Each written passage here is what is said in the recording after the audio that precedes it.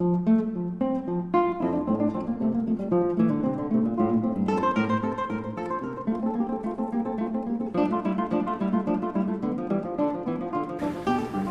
next person we're going to take up, as you know, is Luther, and we're in this little sandwich area, which is sometimes called the Renaissance. There's not a lot of great philosophers. I mean, there certainly are philosophers that are connected with the Renaissance, but not huge, important kind of characters that would occupy us. But there is a lot of things that happen philosophically, and so the way I'd like to tackle this is somewhat unusually. If Jacob, how athletic are you? I'll take a run. Oh, very. At some point along the way, it's always interesting to see what's happening philosophically through the eyes of art. In this case, we could do the same thing with music. There's other ways to approach this, but art is sort of helpful. And so we're going to start fairly early and actually kind of clear up to the 20th century. And I just like you to think about what's happening artistically and how that reflects the things that were happening philosophically.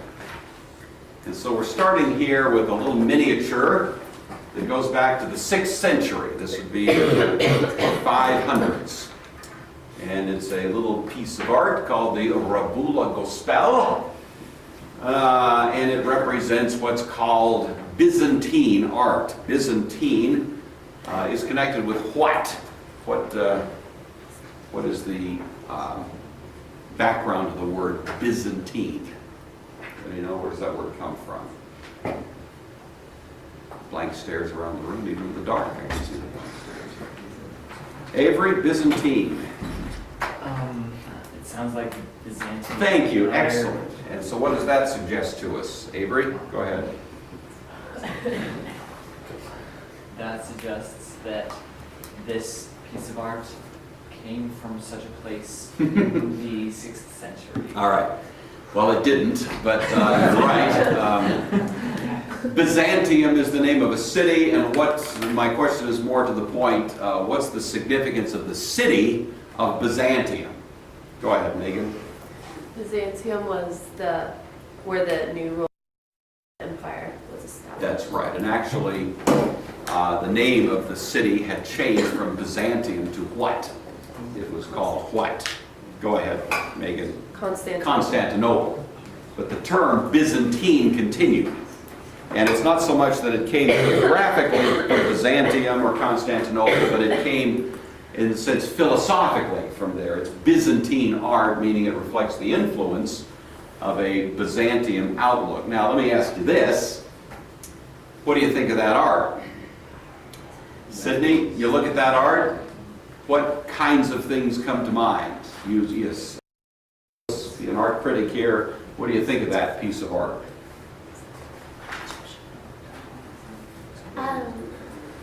Well, it doesn't look very realistic. It doesn't look very realistic. That's an excellent observation. In what sense do you say it doesn't look very... What is not realistic about it?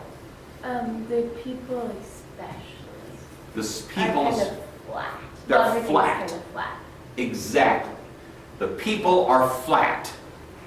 That's a good place to start. What else? Matthew, what else impresses you as you look at this? Is this something you might run out with your digital camera and just snap this shot somewhere on vacation?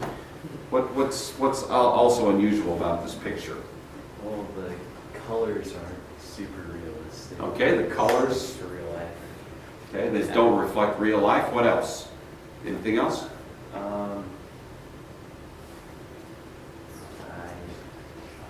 That's kind of... What else? We got, go ahead, Jacob. Well, it says it on the bottom, but it looks some kind of a lot symbolic because you see looks like Jesus in some kind of window over there, and then there's angels and everything, and it doesn't look like that's intending to depict an actual physical event, but more like some kind of idea. Okay, very good. So you see that there's some kind of earthly, apparently, characters. Then we have this separate level. Apparently that's Jesus. We got angel dudes there, looks like they got wings. Philosophically, what's going on? I mean, aside from what the picture itself is supposed to portray, what philosophy do you think is at work that would generate art that looks like that? What philosophical outlook would produce art that looks like that? Megan? I think it could be that art should be representing church or theological things. Okay, it's religious, certainly. So we'll grant that it's religious. What else philosophically is going on? That's fine, that's a good point. What else, just philosophically, is this art communicating? Go ahead, Sarah.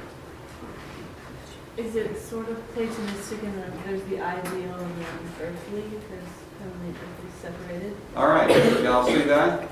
It's exactly what's going on. This is Platonic art. This reflects the influence of Augustine. Y'all see this? You know? You've got two levels. You've got an upstairs and a downstairs.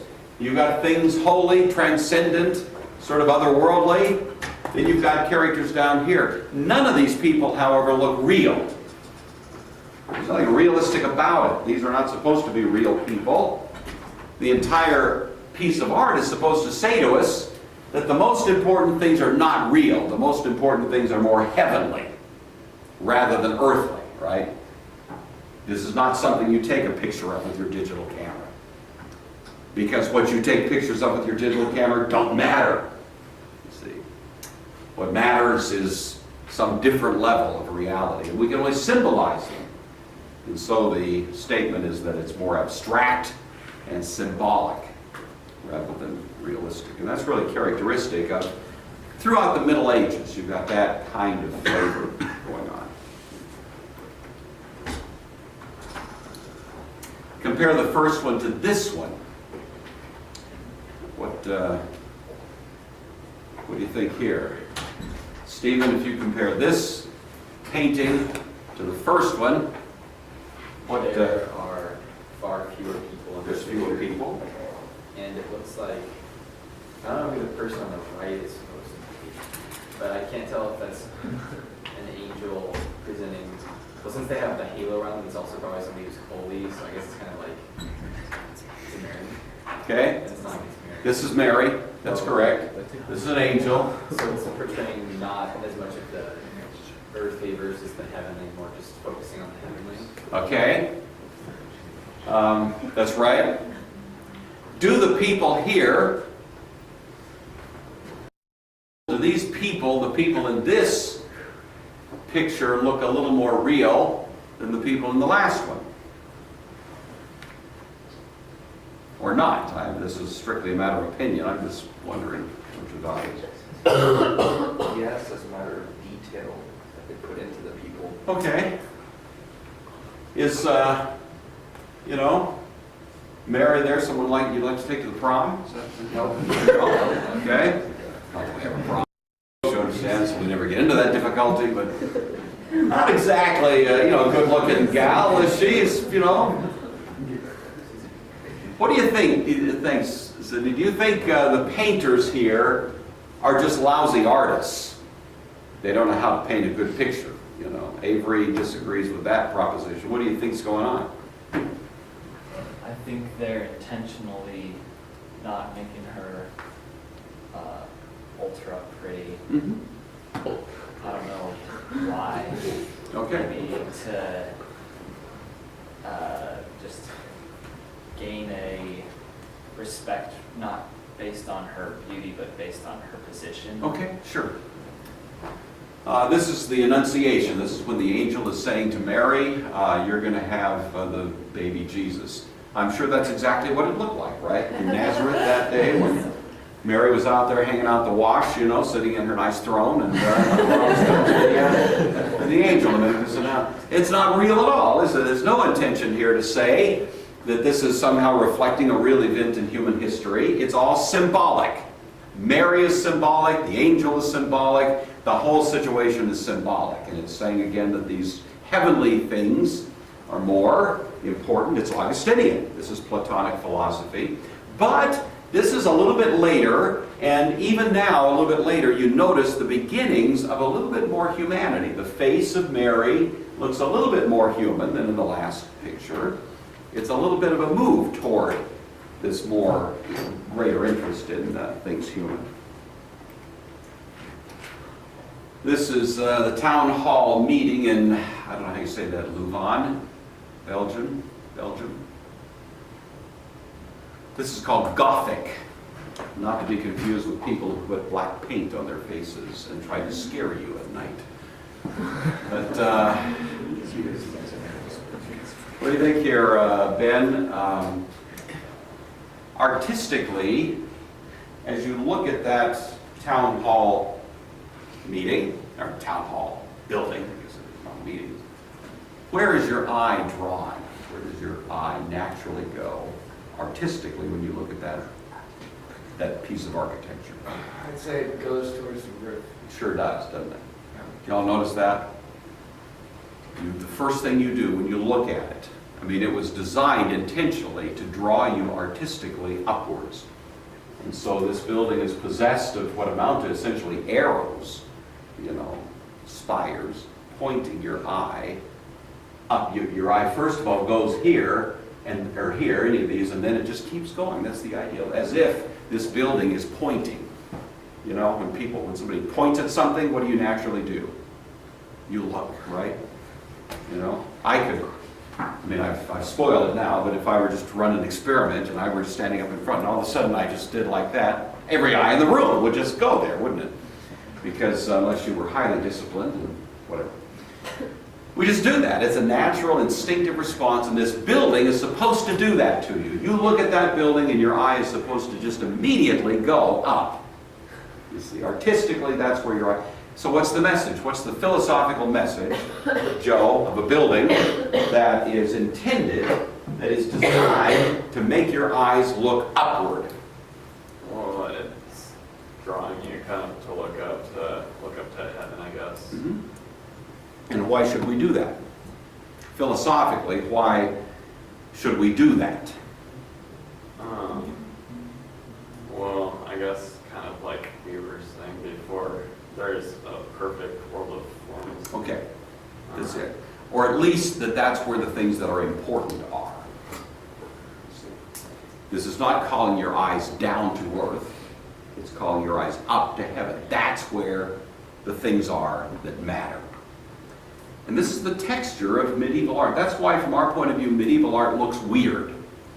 We look at it and think, man, they're really ugly. What's the matter with these people? Didn't know how to do art? Well, they were very good artists. They knew exactly what they were doing. But they had an intention, a purpose, a philosophical agenda. And they were trying to get us to hear the message that the important things are up there in the clouds, up there in heaven, up there in the ideal world. Similar, Notre Dame. Same idea, though. You see that? It's a little later, but has the same kind of structure. It's taking your eyes upwards. Let's go inside. This is not Notre Dame, but it's a Gothic Basilica of Mary Magdalene.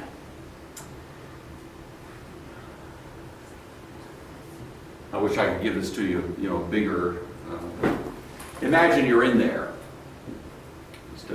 You guys took the Europe tour last summer, and I know you were in spaces like this. These, by the way, down here are pews. See that right there? What is that?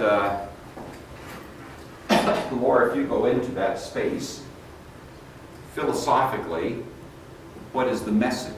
What's the architect hoping you will feel or learn in consequence of being in that space? Well, I think because it's a church, it's emphasizing how small we are and compared to how big God is. Okay. You see that? You walk in here, you feel small. You're supposed to feel like an ant crawling on the carpet. Now, if you walk into a space and the effect it has on you, Nicole, is it makes you feel like an ant crawling on the carpet, then what are you supposed to gather from that? What conclusion should you reach? as a result of that feeling. That the space, the person that the space is devoted to is maybe bigger than me, or Okay, the purpose. sure. You see, this is like the flip side of what we see from the outside. I see from the outside everything important is upstairs, and I walk in and I discover also, by the way, I'm not important. I am not an important part of what's going on here. I don't know if you had this experience. Sometimes when you're on tours you can. I've walked into, I've never been to this one, but similar, huge, you don't find these in America so much. St. John's Cathedral might be the closest thing we have in Spokane, but you go into especially European cathedrals from the Middle Ages, you walk into that space and not only do you feel small, but there's a tendency to speak in a whisper.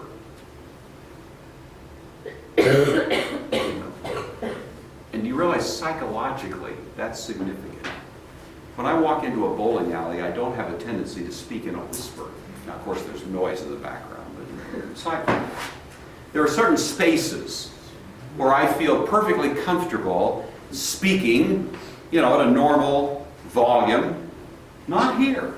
Even if the place is empty, I walk in there and I almost can't resist whispering, as if I might disturb somebody. You see, there's something very interesting psychologically about that kind of room. It's saying, you're not here to be heard. You're not here to be seen. In fact, we're not even sure you have a right to be here at all. But as long as you behave yourself, you can stay. Because you're in the presence of something vastly greater than you are. And you feel that. It's an emotional feeling you have. And it's intended. This is not an accident. They build these great lofty spaces to say that there's something very important going on, and it's not really about you. Some of these, in fact this may be one of them, will have all kinds of intricate artwork up here that you cannot see. You're kind of aware of all this artwork, but why is it there? It's not for you. You can't see it. You have binoculars or something, but they didn't have those in the Middle Ages. It's to say even the art isn't for you. It's not for you. There's some other audience that's appreciating this. All right, this is a little later. This is Giotto. Giotto is considered the very beginning of the Renaissance. He's pre-Renaissance, but he's the very beginning of it. What do you begin to see here that was absent from the art that we were looking at a little bit earlier? Kaylee, what starts going on here? You can kind of see emotions now. You can see a little bit of emotion, can't you? This is genuine emotion. That's emotion. That's definitely... Did you see any emotion on the face of the Virgin Mary at the Annunciation? These people have feelings. Are human feelings heavenly or earthly? That's earthly. And so Giotto is the first guy, and this is part of what makes it important, the first guy who begins to just allow a little bit of the things that matter to us to sneak in. Subtly. Again, I'm not sure you take a picture of that with your digital camera, but we're closer. What is going on here? What, aside from the emotion that's present, what else says there's a little bit of interest in earth that's present in this? What's present here that wasn't in the prior stuff? Kaylee, go ahead. I was thinking the angels are kind of looking down and they're focused down. Okay, we still have angels, but they're kind of focused down. Very good. What else? That's good. Megan? There's perspective. There's perspective. Very good. You have a little bit of depth to it. Jacob? Well, the scenery is actual scenery. Yeah. Look at that. You got some kind of wall there and a tree. How'd that get in there? Here's a tree showing up in religious art. What's up with that? You never see that in Byzantine art. Now, we look at this and we think, oh, well, big deal with the tree. So this was revolutionary. This was, I mean, Giotto was way out on the thin ice, you know, when he starts putting landscape into it. And so all of that, this is 13th century, you know, we're 1267. He died in the early 14th century. And it's just the beginning now, just the beginning of this kind of move toward the more humanistic Renaissance, because the Renaissance, recall, whatever else it was a rebirth of humanism, a rebirth of things and an interest in things human. Francis Schaeffer believes that, and I'm not sure I agree with him, I'm just telling you, we'll look at this later in the year, that the very beginning of the Renaissance itself could be traced back to Thomas Aquinas, because Thomas Aquinas wants to start what? With this world. His 5 ways to start with this world. It's a ladder up rather than a ladder down. And in some ways, Giotto may be, you know, he died, remember, he died in 1274. Giotto was born in 1267. And Giotto may be now beginning to reflect artistically the influence of Francis Schaeffer, of Thomas Aquinas, philosophically. That's the way it works. Art tends to reflect what's happening in philosophy. You begin to see a little bit of interest in this world.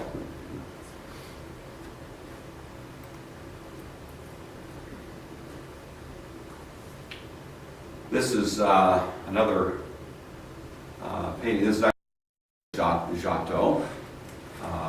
And you'll notice it similarly has a little bit of emotion going on. There's certainly emotion here.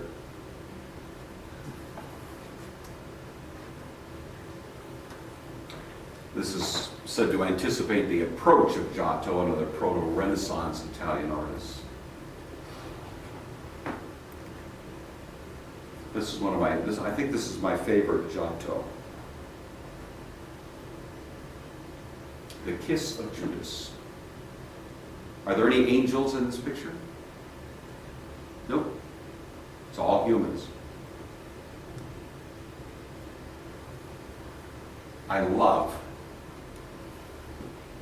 Judas. You're all puckered up like that. You know? And Jesus is going, "What do you want, Baba?" I mean, it's kind of hilarious, the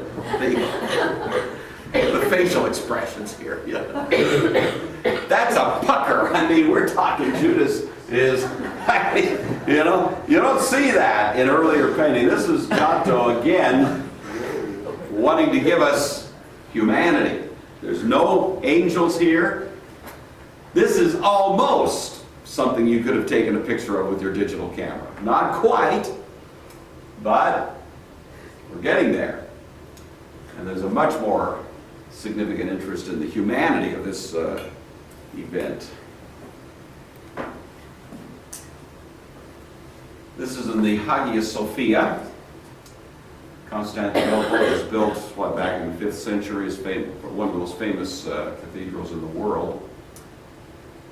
In Istanbul today, of course.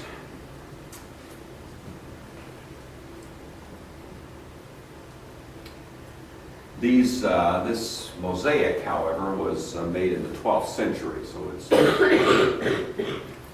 What do you think of that face? That's Jesus. Jordan, what do you think of his face there? How does it strike you? It seems pretty stoic. Stoic, that's right. Not exactly a smiley face, is it? Does he? What mood is he in, would you say? Or can you tell? If you walked into class and saw an expression like that on my face, would you, how would you? Oh, I think you weren't very happy. Okay, you think I wasn't too happy. Okay, that's fine. Kayla, what do you think? What emotion is going on there, would you say? Maybe sadness almost. A little bit of sadness, isn't it? He doesn't look angry. It's not like he's trying to throw something at you. Does he look approachable? Would you be, Spencer, what do you think? Do you think could you approach this person? Does the facial expression look like someone you could have some kind of conversation with? Kind of. But yeah, kind of, a little bit, but not too much, right? Yeah. Yeah, a little bit forbidding, but not totally. Yeah. Not scary exactly. Yeah, see? And again, what are we seeing? We're seeing the beginning of the Renaissance. This is a human face. You know, this is not symbolic in the sense that it looks otherworldly, but it is a little bit distant. You're not just saying, oh, go give that guy a big hug, you know, but you don't have that feeling about it either. Then we get to the Renaissance. This is called Madonna and the Fish. For the life of me, I don't know what the point of the fish is. But I do know where it is. There is the fish. And there is Madonna. So it's Madonna and the fish. Each. But who painted this? Anybody know? Do you know your art well enough to just know by looking whose work that is? Do you know? Stephen? I'm going to guess Raphael. That is correct.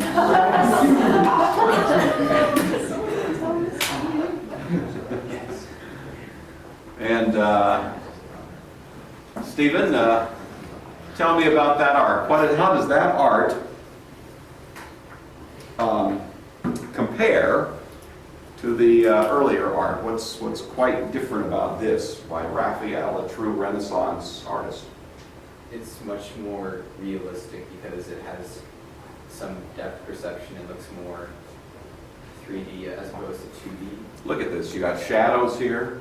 You know, the light is all coming from the same direction. Very good. What else? Anything else? You were on a roll there. I thought maybe you had. I mean, it's realistic. The faces look real, don't they? This looks like a real guy. Well, it's kind of strange because you have a angel, kind of, I don't know, that's kind of a weird expression, but kind of We're here. gazing. Does the angel look like a human being, though? Yeah. It's kind of a human angel, except for the wings, of course. Yeah. But it doesn't look like the angel is necessarily superior to No, Mary, who No. made creation. no. The angel is worshipful, isn't she? Yeah. Right. What else? What else impresses you about this painting? Anything else? Yeah, Josiah. I think it's also interesting how Mary, proportionately to the other people, is big. She's big, isn't she? Yeah. In that sense, it's not quite realistic, but this was quite common. You may recall when you saw the Pietà in in St. Peter's Basilica, Mary is considerably bigger proportionally than Jesus, who she's holding. And that was just common. It was typical. Of course, the Mariolatry at the time tended to accentuate her importance by making her bigger than life. But besides that, there's a fair amount of humanity. This is Renaissance. This is humanism. This is saying things human matter, and we're going to portray them as they are, at least in some sense, beyond what's been happening in the past. Kaylee? It kind of looks like she's withholding Jesus from them, like she's holding him back, and he's kind of like putting his hand out there like he wants. Maybe she's holding him back, or maybe she's just holding him up to be viewed. It's interesting. Exactly. Hard to say exactly what's going on there. Good. There is the Piazza. Michelangelo did that when he was 24. Astonishing piece of work. What's really impressive about that? I mean, aside from the fact that it's just great, sculpture. What's kind of impressive about it in terms of when Michelangelo is doing it? It's 1499. It's just the tail end of the 15th century. What's kind of striking about that?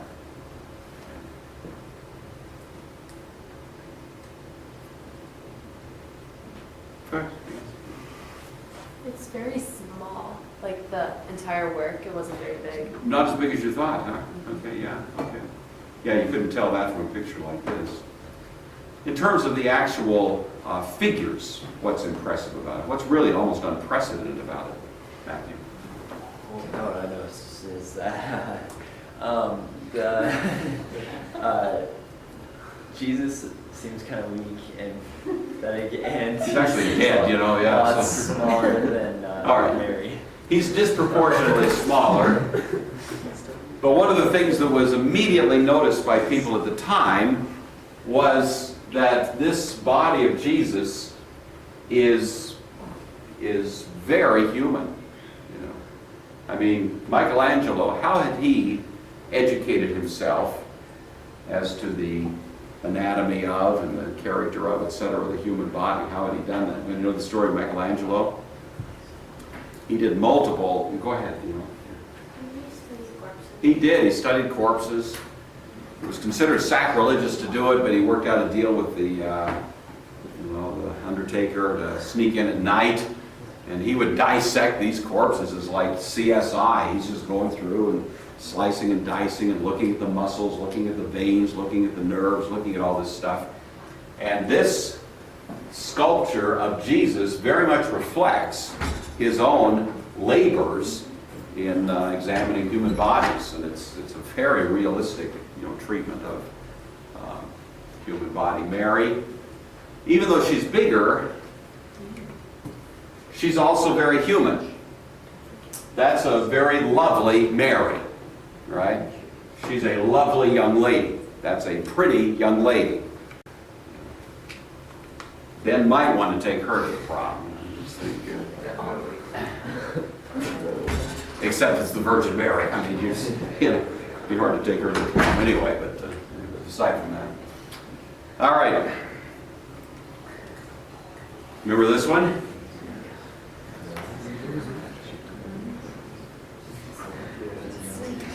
Most people are shocked when they see it in real life, of course, because it's what, like 25 feet tall or something? What's the message of the David? What's the philosophical message of the David? I mean, it purports to be the biblical David.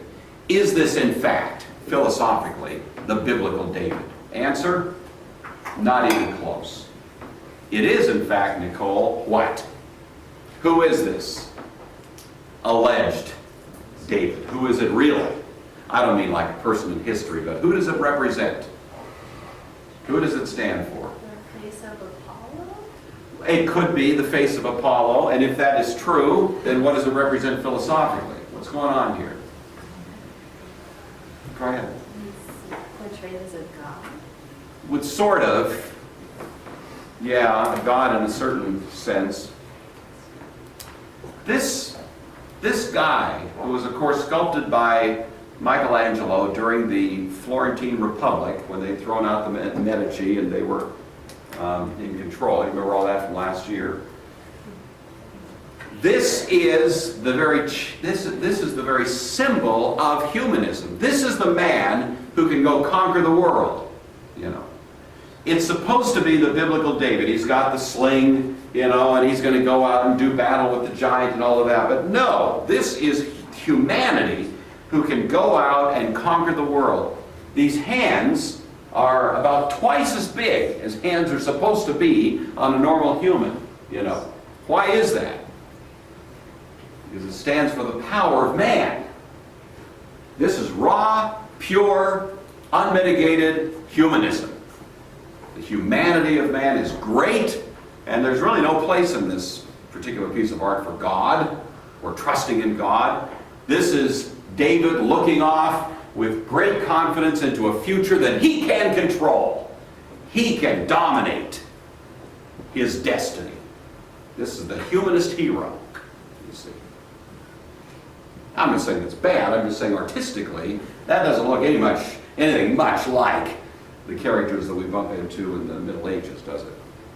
Where everything important is in a different world.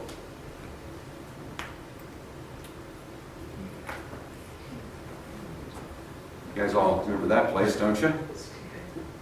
What's the big difference between that, the Duomo, in Florence. What's the big difference architecturally between that and, say, the Notre Dame that we looked at a few minutes ago? What's quite different about this as opposed to that? Ben?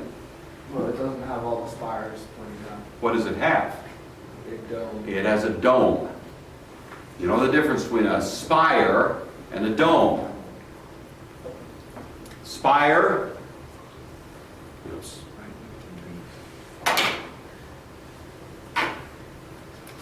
is an arrow taking your eye upwards. A dome is what? It's a half circle. When you're looking at a circle, where does your eye tend to go artistically?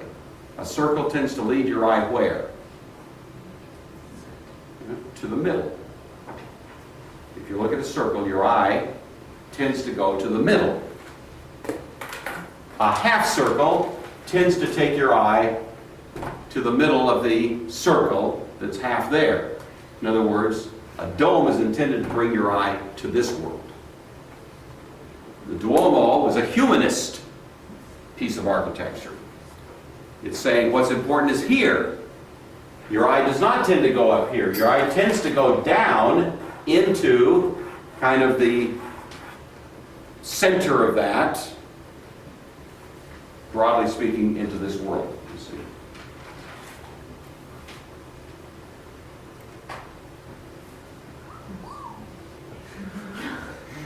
You know, if he keeps working on it, someday he'll catch up with the Betty Sue, but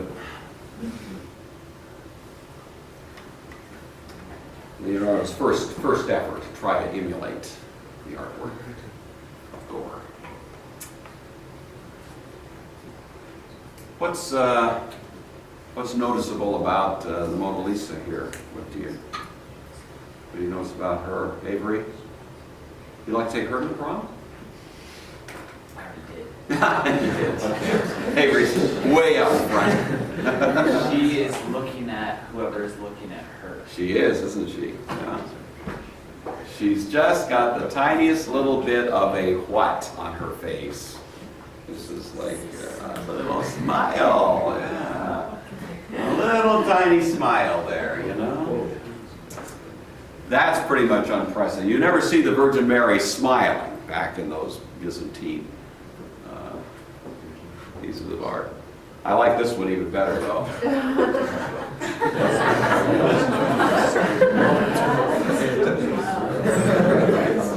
You know, I always want to look at this and go, give me a break. Are you kidding me? John the Baptist out there in the Jordan, little grin on his face. Hey, buddy, repent? Ah, it's okay, no problem. He's kind of, no. No thunder, no fire. You know. I'm not sure John the Baptist actually looked much like that. But what I'm saying is that as we shift from this kind of earlier medieval period through the Renaissance, during the Renaissance you do have a little bit more of humanity looking like humanity. John the Baptist with a smiley face, I mean, but I think we also realize that a lot of Renaissance art was beautiful and did depict things in a beautiful way, but still slightly distorted, still idealized. Michelangelo's David is idealized. I'd like to say to you that he used me as the model, but he didn't, you know, because I wouldn't take my clothes off like that. But, you know, but there's a, why do I say this? This is just our little secret, you know what I'm saying? It was just an air of seniors, you know. But even the David is idealized. It's not quite normal humanity. It's a little bit super normal, but it sure looks more like a human being than the creatures that we were seeing back there in the medieval period. By the time you get to the post-Reformation, as I was saying yesterday, you really do have people looking like people. Whether you like Rembrandt or not, he has a particular style. I think we all appreciate, you know, shadows and light and so on. But aside from that, if you saw that picture and then you were walking down the streets of Amsterdam, which is where Rembrandt worked in Holland there, and you happened to bump into somebody who Rembrandt was painting, do you think you'd recognize him? Yeah, it's a real human being. This is not an idealized human being. This guy actually paid to have Rembrandt do a portrait of him.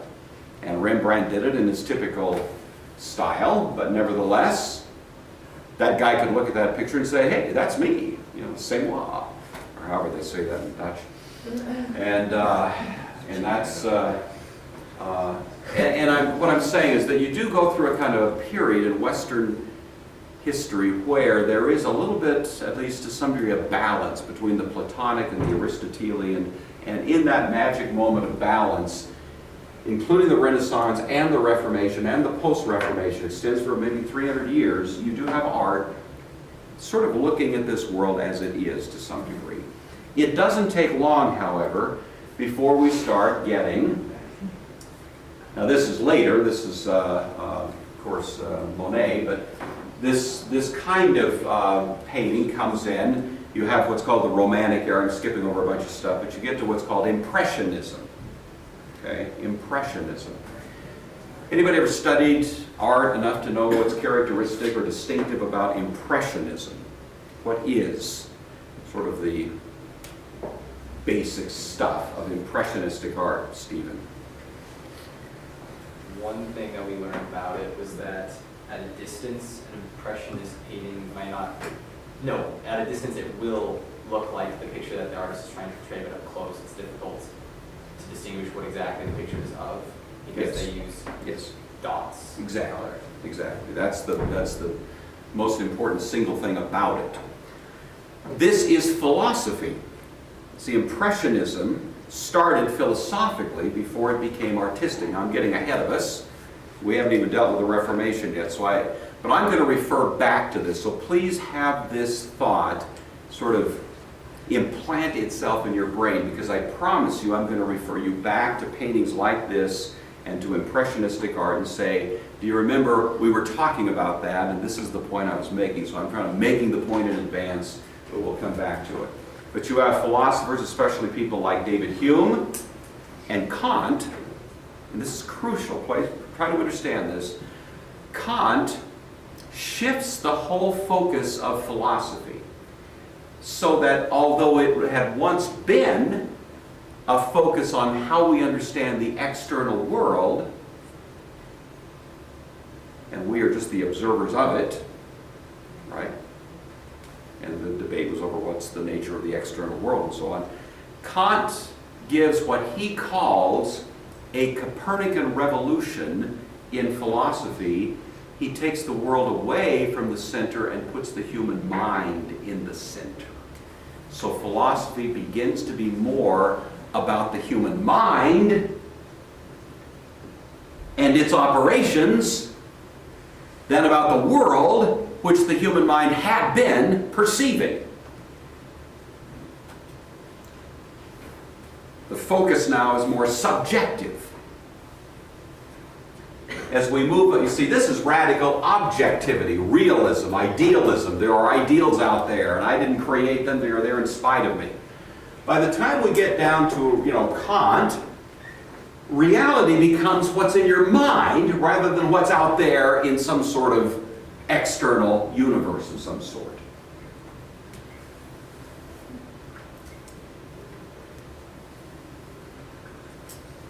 This happened because of Hume, who began to question whether or not what we think we see is really there. And Hume uses all kinds of arguments to say we cannot know for sure if what we think we see is really there. It may just be impressions. And it took about 100 years, maybe 50 to 100 years, for Impressionism to find its way into art. And so this is David Hume and Immanuel Kant their philosophy expressed artistically. And it's just exactly what Stephen said very well.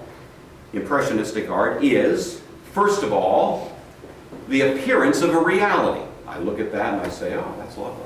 There's a bridge,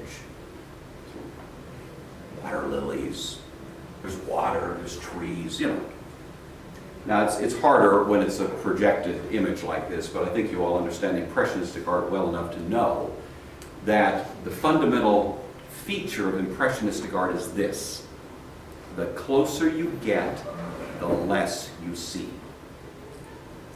Right?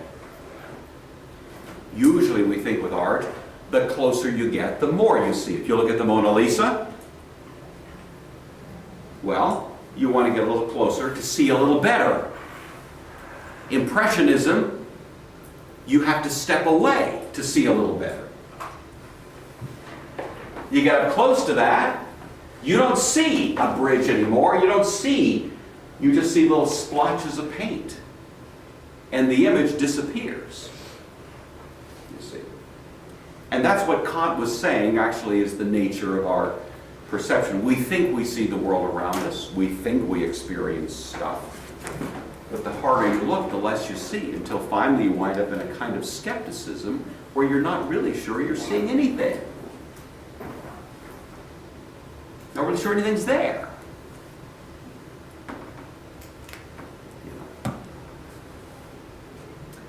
So this is what I'm saying. You see how this now starts heading toward distortion. We have distortion up here heading toward a more realistic appraisal. Now as we move away from it, we start seeing increasing distortion once again, only it's a different kind of distortion, right? It's a this-worldly distortion rather than a heavenly distortion. Y'all following me? Kind of see what I'm driving at here? Does it make sense? Krista, you digging on this stuff? Yeah. Good. Yeah? Here's another one. Just not much different than the last one, but illustrates the point. I look at this once again, I think I'm seeing a street in the city of what? What city is presumably depicted in this artwork? The city of?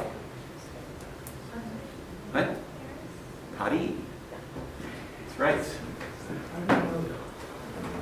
Of course, we know it because it's Claude Monet. Well, where else could it be? You know, he did all his painting in Paris. Same deal, though. This is called Impressionism. Now, there were stages. There was a stage in art that was pre-Impressionism. There's post-Impressionism. This whole story can be looked at in much greater detail, but this is not a course in art. It's a course in philosophy. So I'm simply doing this for illustrative purposes. But, you know, if we kind of skip ahead, then where do we go? All right, now we're in the 20th century, you see. We're past Impressionism into a form of art that was called, this is Salvador Dali, I think you probably know that. One of his more famous, he's very distinctive in his artistic style, and this is one of his better known paintings, The Persistence of Memory. But what's the name of the kind of art that Dali is generally associated with? It's called, does anyone know? Not Impressionism, but Jake? Surrealism. Surrealism. By the way, congratulations, Jacob. Oh, thank you. Good job.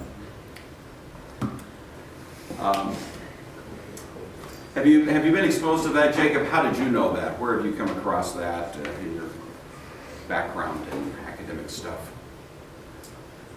I'm not sure. Mm-hmm. Okay, that's fine. But just looking at that, if you're comparing that with Impressionism, okay? We just looked at Impressionism. Now we've skipped ahead another 50 years or so in art history, 50 to 100 years. How would you compare, just in a casual way, you don't have to be technical art critics here, but in a casual way, how would you compare what you see here with what was kind of going on with Impressionism, Sarah? It's a clear picture, we can see what it is, but it doesn't make sense. That's right, exactly. At this point, you can get close and see more, but you're sure not sure what you're seeing, you know? Does this correspond with anything you've experienced in the real world? And if so, I don't think I want to visit your real world, but does this correspond to anything you've ever seen in the real world? No. Kind of, but not really, right? I mean, you see, oh, that looks like a clock. I've seen clocks, and I've seen whatever, little whatever that is, table, whatever this stuff is. But it looks almost like a nightmare of some kind, doesn't it? It looks weird, it's strange. In other words, notice that on our scale of distortion, Impressionism is less distorted. It was heading in this direction. But this is becoming much more raw subjectivism. This is the reality of your mind, not the reality of any objective order. This is the reality of the dream. This is not real, as Jacob said, it's surreal. It's over-real, literally. Or beyond real. The real sense of that, however, is that it's no longer a reality that's objectively structured in the universe around you. It's a reality that is subjectively structured by your imagination. And that has become the new reality.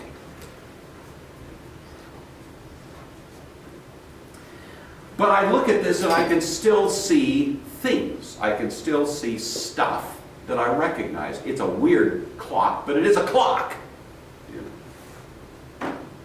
It's a weird tree, but it is some kind of tree, I guess. Dead. All right, let's go from that to this.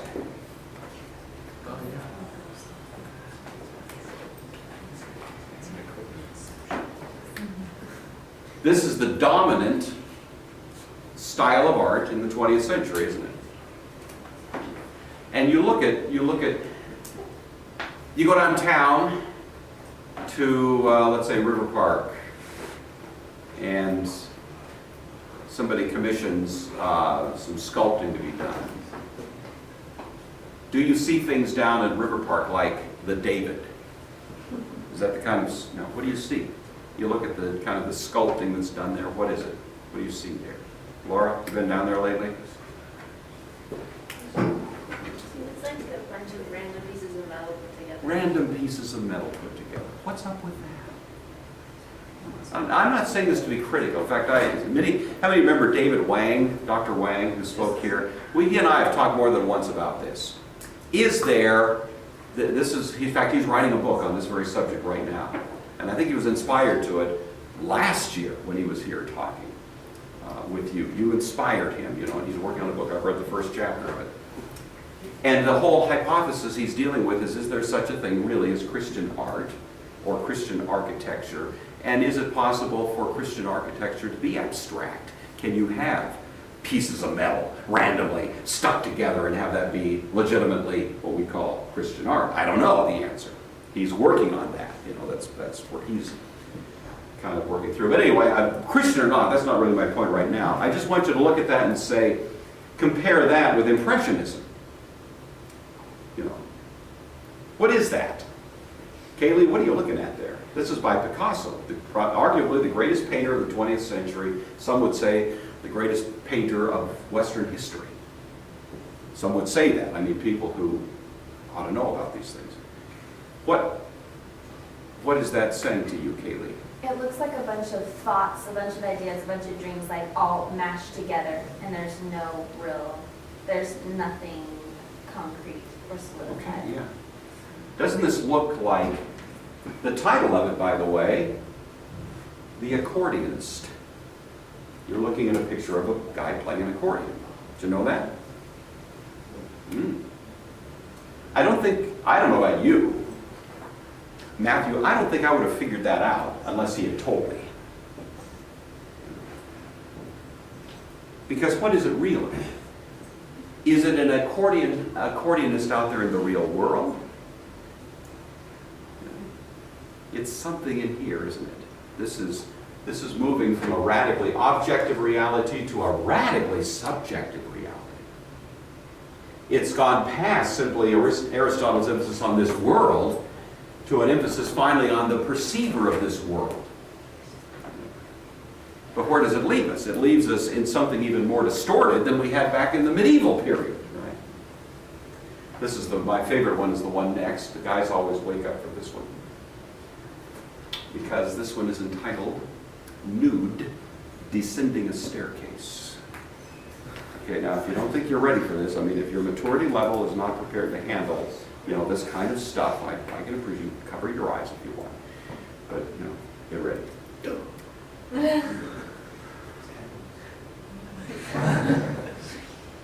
See it first.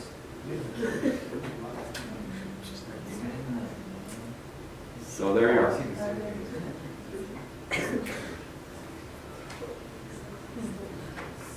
This is considered great art, and I'm not denying it. I couldn't do that. There's intricacy to it, there's motion to it, there's a sense, there's an emotion that's going on. But the real question I want you to just think about is, what's it communicating and what is it reflecting as far as the message, if you will, of that. This is basically 20th century art. And whatever we think of it in terms of your artistic appreciation, it's more the philosophical message that's being communicated that I want you to reflect on here.